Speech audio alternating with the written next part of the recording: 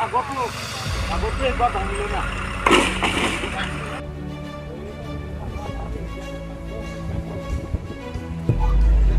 ঘৰ বনাইছে? এই বিজীৱ নাম আছে তাৰ। কি নাম? বিজীৱ।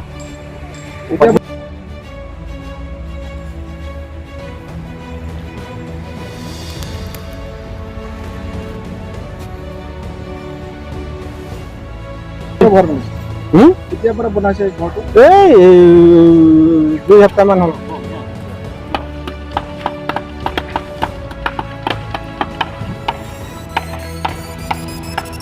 চিনি পাই নেকি? ঘৰ বনোৱাৰ পাছতে ফৰেষ্ট বিলাক আহিছে নেকি? আহি কিনে কাটিছে। আৰু কটাৰ পাছতে আৰু কোনটো অৰ্ডাৰ দিছে? সৰ্বমূল ককাইটো অৰ্ডাৰ দিছে বোলে। ককাইজনৰ নামটো কি আছে? কি নাম আছে মই ইমান নাজানো নহয় চাওক। সৰ্বমূল আপোনাৰ MSc? মই সৰ্বমূল কি কৈছে কাজিয়া নকৰি কিনে ভাগ কৰিবি বুলি কৈছে। এতিয়া ভাগ কৰিব নোখোজে মতাটো, সেইটো কাৰণে এই ঝামেলা হৈ আছে। সেইটো চৰকাৰী মাটি নে এনে আপোনালোকৰ কিবা পতা আছে নেকি? পতা নাই, কিন্তু আগত দেৱবৰুৱা বোলে লিখিছে মোৰ মাটো কাগজটো হেৰাই দিছে, মৰি গ'ল মোৰ মা। আপুনি কিমান বছৰ পৰা থাকিলে?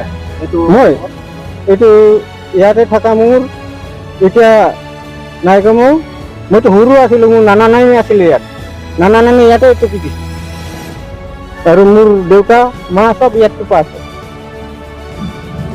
তাহাঁতৰতো একো নাই। কৃষ্ণ বুঢ়া আছে পাহাৰত, তাৰ ছোৱালীটো আহি কিনে গেজি কৰি আছে আৰু মতা নতুন ধৰি আহিছে, আগৰ মতা মৰি গ'ল, নতুন মতাটো ধৰি কিনে এই নতুন মতাটো গেজি কৰি আছে। আপোনালোকে কিবা কোৱা নাই ইহঁতক? কৈছো না মানে পাহাৰৰ মাটিটো বিক্ৰী কৰি কিনে ইয়াত কোঠাটো দেখাই কিনে এইটো ল'ম বুলি কোৱা। পাহাৰৰ মাটি ক'ত আছিলে? আছিলে বগা মাটি।